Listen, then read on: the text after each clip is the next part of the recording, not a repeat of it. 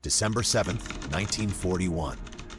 A date which will live in infamy, or so the official story goes. Welcome to the Stateless Standard, where we light the torch on the lies that launched empires.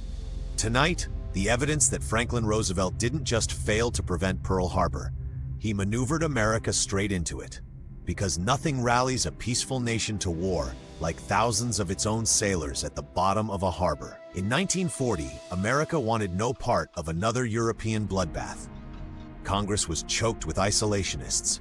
Roosevelt himself had campaigned in Boston October 30th, 1940, promising American mothers and fathers, "Your boys are not going to be sent into any foreign wars." A noble pledge, unless, of course, you desperately needed those boys in uniform. FDR's inner circle knew the math. The only way to drag a reluctant republic into total war was a direct attack on American soil.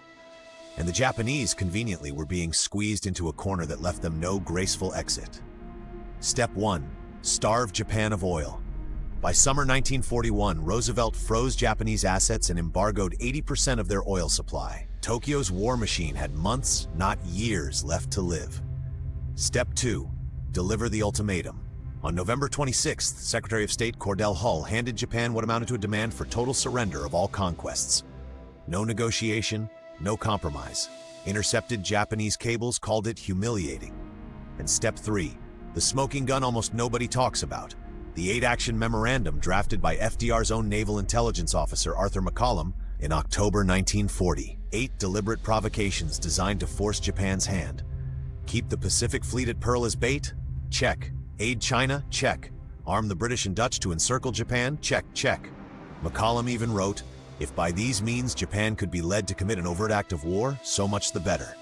Cynical? Absolutely. Effective? History says yes. Between January and December 1941, American codebreakers read Japan's most secret diplomatic and military traffic in real time.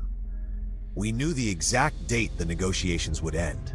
We knew carrier fleets went silent on November 25th. Australian intelligence warned of a task force heading east. Dutch decrypts pinpointed Hawaii. Even a Peruvian diplomat in Tokyo cabled that Pearl Harbor was the target.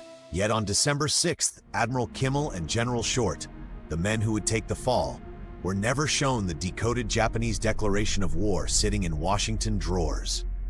And the Pacific Fleet? Conveniently parked wingtip to wingtip at Pearl, battleships lined up like ducks in a shooting gallery, while every aircraft carrier, by sheer coincidence, was safely at sea. The next day, isolationism was dead. Congress gave Roosevelt his war declaration in minutes. One dissenting vote. War bonds sold like salvation. The military-industrial complex got its permanent blank check. And the American people?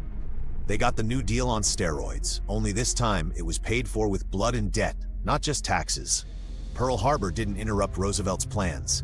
It completed them. 73 years of official investigations later, 8 of them.